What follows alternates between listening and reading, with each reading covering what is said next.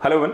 उत्तराखंड का जोशीमठ ये नाम आपने कई बार सुना होगा, जहां पर हमने देखा है कि लगातार इसमें धंसाव की स्थिति देखने को मिल रही है। जोशीमठ जो है वो लगातार उसमें भू अवतलन की स्थिति देखने को मिल रही है। वो लगातार यहां पर देखा जाए तो धीरे धीरे कह सकते हैं नीचे की ओर दब रहा है।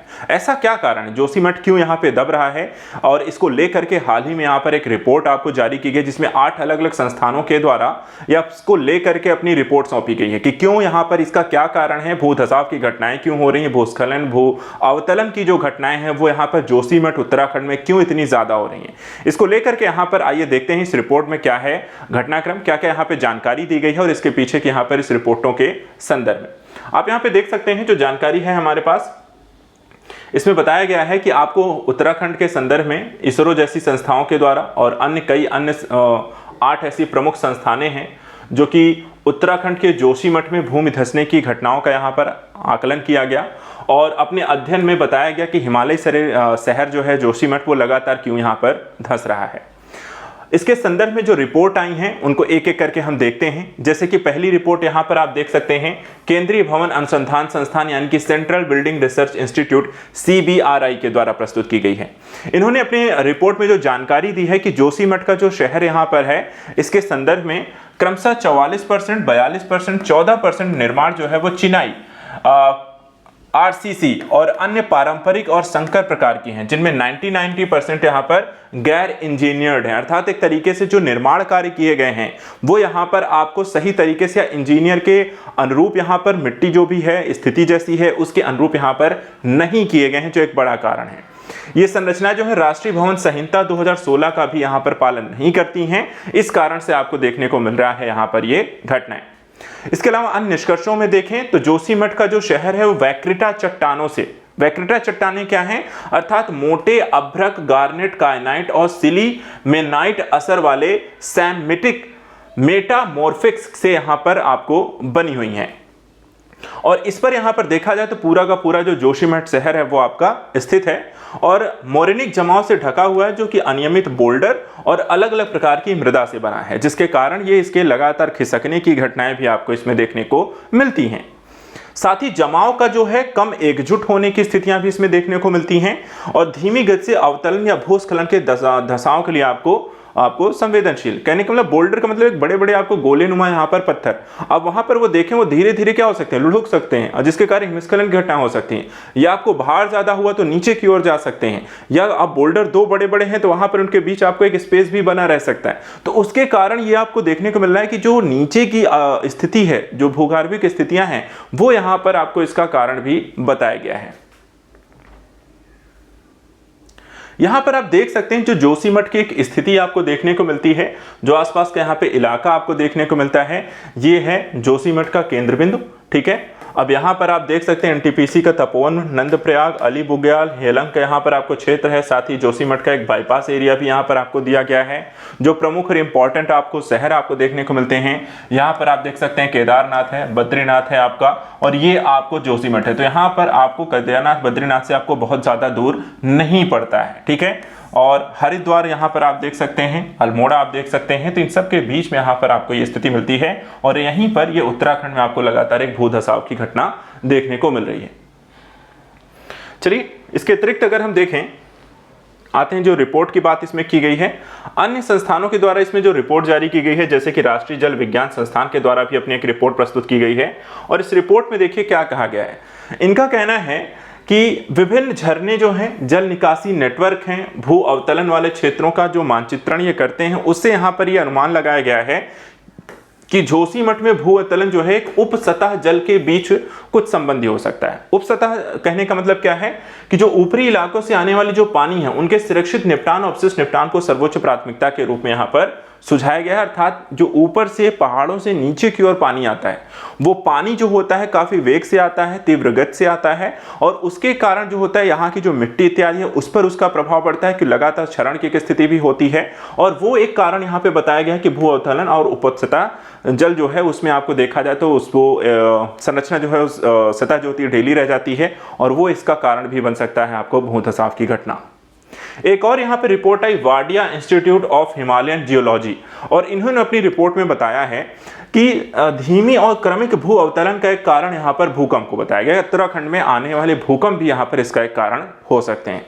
इसमें कहा गया कि भू अवतरण का मुख्य कारण आपको उपसतह जल निकासी के कारण आंतरिक क्षरण होता है, और जब आंतरिक क्षरण होता है तो वर्षा जल की प्रतिविशिष्ट पिघलने, घरों और होटलों के अपशिष्ट जल के निर्वहन के कारण यहाँ पर देखा जाए तो धीरे धीरे जो मिट्टी होती है वो लगातार खिसकने के कारण एक यहाँ पर जो होता है सतह जो होती है शिथिल पड़ती जाती है, और उसके कारण जो आपको जब सतहों के बीच आपको देखा जाए गैप होगा, स्थिति होगी, तो वहाँ पे भूकंपी समस्याएं आपको बनने की संभावना रहती है, अचानक से धंस जाने से या खिसक जाने से। ठीक है, तो यहाँ पर आपके जो संरचनाएं हैं वो कई तरीके से प्रभावित होती हैं, वो इसमें बताया गया है। इसके अलावा इसरो का जो यहाँ पे रुख है, इसरो ने भी अपनी इसमें रिपोर्ट प्रस्तुत की है, और इसरो का क्या कहना है? इसरो कहता है कि जोशीमठ में भू अवतरण को टो कटिंग क्या होती है? टो कटिंग के कारण यहाँ पर कहा गया है कि इसमें मिट्टी में स्थानीय जल के निकासी के पानी के रिसाव के परिणामस्वरूप ढलान की अस्थिरता होती है। देखिए, जो भी पानी हम निकासन करते हैं उसका अगर आप निपटान सही तरीके से नहीं कर रहे हैं, किस तरीके उसका निकासी हो रही, कहाँ से हो रही, कहीं जमा हो रहा है या लगातार आपको रिस कर नीचे जा रहा है, तो यहाँ पर आपको उस सतह के नीचे की जो स्थिति रहती है वो आपको जो जुड़ाव रहता है वो धीरे धीरे कमजोर होती चली जाती है, और उससे भी यहाँ पर यह घटना हो सकती है। भूभाग और भूभागीय विशेषताएं भू अवतरण के लिए यहाँ पर उत्तरदायी इसमें बताई गई हैं। इसके अलावा ढलान, ढीली असंगठित मोराइन, हिमोड़ हिमनद मलबे, पुराने भूस्खलन और वर्तमान के शहरी क्षेत्र, आसपास की बाढ़ की घटनाएं, ये सब की सब यहाँ पर भूमि के धसाव के लिए जिम्मेदार बताई गई। इसके अलावा जोशीमठ का जो स्थान है वो हम यहाँ पे चलिए इसके बारे में थोड़ा सा देख लेते हैं। जो रिपोर्ट आई है उसके साथ साथ जोशीमठ की स्थिति भी देख लें। देखिए, जोशीमठ क्या है? एक पहाड़ी शहर है, अर्थात पहाड़ पर बसा हुआ शहर है। कहाँ है? उत्तराखंड के चमोली जिले में ऋषिकेश बद्रीनाथ राष्ट्रीय राजमार्ग यानी NH7 पर स्थित है। शहर जो है मूल रूप से आपका एक पर्यटक शहर है, ज्यादातर जो आय का स्रोत है पर्यटन है, और राज्य के अनेक महत्वपूर्ण धार्मिक और कह सकते हैं स्थल जो होते हैं इसी मार्ग से होकर गुजरते हैं। जैसे कि आप देख सकते हैं बद्रीनाथ, औली, फूलों की घाटी राष्ट्रीय उद्यान, हेमकुंड साहिब की यात्रा करने वाले लोग यहीं पर रात में विश्राम स्थल के रूप में से चुनते हैं। इसके अलावा जोशीमठ जो है वो भारतीय सशस्त्र बलों के लिए भी बहुत रणनीतिक महत्व रखता है। सेना की महत्वपूर्ण यहाँ पे छावनियां भी आपको स्थित हैं। इसके अतिरिक्त शहर जो है उच्च जोखिम वाले भूकंपी क्षेत्र यानी 5 में आता है, और विष्णुप्रयाग जो है धौली गंगा, अलकनंदा नदियों का यहाँ पे संगम स्थल निकलने वाली उच्च ढाल वाली जलधाराएं भी आपको इसी शहर से होकर जाती हैं। इसके साथ साथ आदि शंकराचार्य द्वारा स्थापित 4 प्रमुख मठों में से एक है ये। कर्नाटक में श्रृंगेरी, गुजरात में द्वारका, ओडिशा में पुरी, उत्तराखंड में बद्रीनाथ के पास देखा जाए तो ये जोशीमठ आपको स्थित है।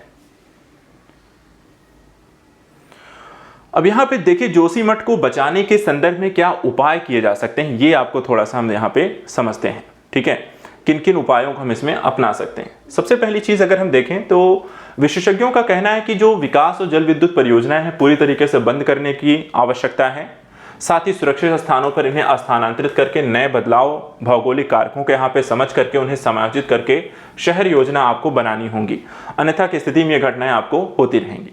दूसरा जो पॉइंट है, जो जल निकासी की समस्या आपको बताई गई है, तो जल निकासी की योजना का निर्माण करने के लिए बड़े कारक यहाँ पर आपको देखा जाए, जो भूकंप का कारण बन रही है, भूधसाव का भी एक कारण जल निकासी बन रही है, तो उसको ठीक किए जाने की आवश्यकता है। इसके लिए शहर में जल निकासी, सीवर प्रबंधन की समस्या जो कि काफी जटिल है, उसे अधिक से अधिक यहाँ पे अवशिष्ट मृदा में जो रिसाव की भी स्थिति इसके कारण देखने को मिल रही है। मृदा क्षरण की समस्याएं हो रही हैं, मिट्टी मुलायम और भुरभुरी इसके कारण होती जा रही है। साथ ही सिंचाई विभाग को इस मुद्दे पर ध्यान केंद्रित करना होगा, जल निकासी की व्यवस्था को सुनिश्चित करना होगा और नई योजनाएं भी बनाने के लिए इसके लिए कहा गया है। साथ ही विशेषज्ञों ने इस क्षेत्र में विशेष रूप से मृदा की क्षमता बनाए रखने के लिए संवेदनशील स्थानों पर पुनः रोपण का भी सुझाव दिया है, अर्थात एक तरीके से देखा जाए तो पेड़ पौधे लगाने का सुझाव दिया गया है। साथ ही जोशीमठ को बचाने के लिए सीमा सड़क संगठन जैसे सैन्य संगठनों की सहायता से सरकार नागरिक निकायों के बीच एक समन्वित प्रयास करने की भी आवश्यकता है, कि ज़्यादा बेहतर तभी होगा जब BRO जैसी जो संस्थाएं हैं, सरकार है और नागरिक हैं, तीनों मिलकर के इस क्षेत्र में काम करें, क्योंकि समस्या कभी भी गंभीर हो सकती है। साथ ही राज्य की मौजूदा मौसम पूर्वानुमान जो तकनीक है लोगों को स्थानीय घटनाओं के बारे में चेतावनी दे सकती है और ज़्यादा से ज़्यादा कवरेज यहाँ पर किया जाए इसके माध्यम से मौसम विभाग के द्वारा, ताकि लोगों को इससे कभी ज़्यादा बारिश होने की संभावना है या इस तरह की गतिविधियाँ हो तो लोगों को पहले से पता रहे। राज्य सरकार ने वैज्ञानिक अनुसंधानों और वर्तमान समस्याओं के कारणों को स्पष्ट करते हुए रेखांकित करने वाले अधिक गंभीरता से लेने की भी बात की है कि इस मुद्दों को और भी ज़्यादा टाल मटोल की स्थिति न रखी जाए। भूस्खलन के संदर्भ में देखा जाए, जो घटना यहाँ पर हम बात कर रहे हैं, जोशीमठ में लगातार एक स्थिति वो क्या होती है, तो देखिए भूस्खलन जो है चट्टानों, मलबों और पृथ्वी की शैलों की ढलान के लगातार नीचे खिसकने की एक घटना होती है। यह एक प्रकार का वृहद क्षरण की स्थिति है जो गुरुत्वाकर्षण के प्रत्यक्ष प्रभाव के रूप में देखने को मिलती है, जिसमें मृदा और जो चट्टानें होती हैं वो किसी प्रकार से नीचे की ओर आपको गति करने लगती हैं।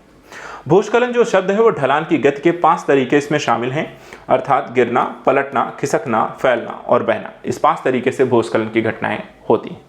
तो ये रहा एक इंपॉर्टेंट यहाँ पे टॉपिक। नेक्स्ट वीडियो में ऐसे कुछ और चीज़ों को लेकर डिस्कस करेंगे। फिलहाल आज के लिए इतना ही। Thank you so much and good luck.